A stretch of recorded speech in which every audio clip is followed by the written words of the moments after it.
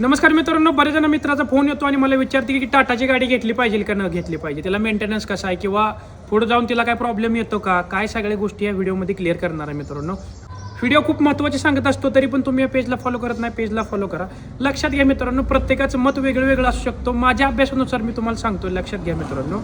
दिवसापासून म्हणजे 5 ते 6 वर्षामध्ये अगोदर टाटाच्या एक गाड्या एवढ्या विकल्या जात नव्हत्या, कारण की त्याचे डिझाईन किंवा त्याचा परफॉर्मन्स एवढा चांगला नव्हता. पण आता या चालूच्या काळामध्ये म्हणजे आता 4-5 वर्षामध्ये टाटाने एवढी नवीन नवीन मॉडेल लॉन्च केले आहेत. कर्व म्हणा, सियारा म्हणा, एवढे भारी भारी गाड्या लॉन्च केलेल्या आहेत आणि त्या गाड्यांचा मेंटेनन्स बघायला गेलं तर कमी आहे मित्रांनो.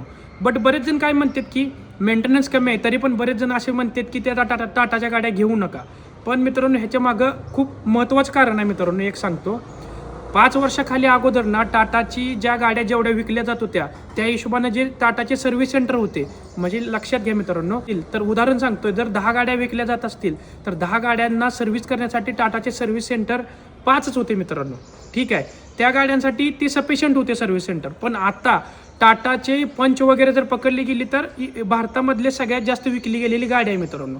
पण टाटानं जे आत्ताच्या चालूच्या रिसेंट कंडिशनमध्ये टाटाच्या ज्या पद्धतीनं गाड्या जास्त विकल्या गेल्या आहेत, सियारा म्हणा, टाटाच्या पंच म्हणा किंवा बाकीच्या गाड्या आहेत ना, ज्या पद्धतीने विकल्या गेल्या आहेत, ज्या ठिकाणी पहिल्या 5 ते 6 गाड्या विकल्या जात होत्या त्या ठिकाणी आता जवळपास 100 ते 200 गाड्या विकल्या गेल्या आहेत. उदाहरण सांगतोय मित्रांनो, त्यानुसार टाटाचे सर्व्हिस सेंटर वाढले नाहीत, क्वांटिटी वाढली नाही मित्रांनो. त्यामुळं काय होतंय, ज्या पण सर्व्हिस सेंटरमध्ये टाटाच्या तुम्ही जाताय त्या ठिकाणी जर त्या सर्व्हिस सेंटरची कॅपॅसिटी 10 गाड्या एका दिवसाला जर सर्व्हिस करायची असेल, त्या ठिकाणी जर त्यांच्याकडे 50-60 गाड्या जर सर्व्हिससाठी येत असतील किंवा छोट्या मोठ्या कामासाठी किंवा मेंटेनन्स करण्यासाठी जर गाड्या येत असतील, तर त्या ठिकाणी त्यांनी फक्त नॉर्मल जे रनिंग गोष्टी आहेत तीच बघतात.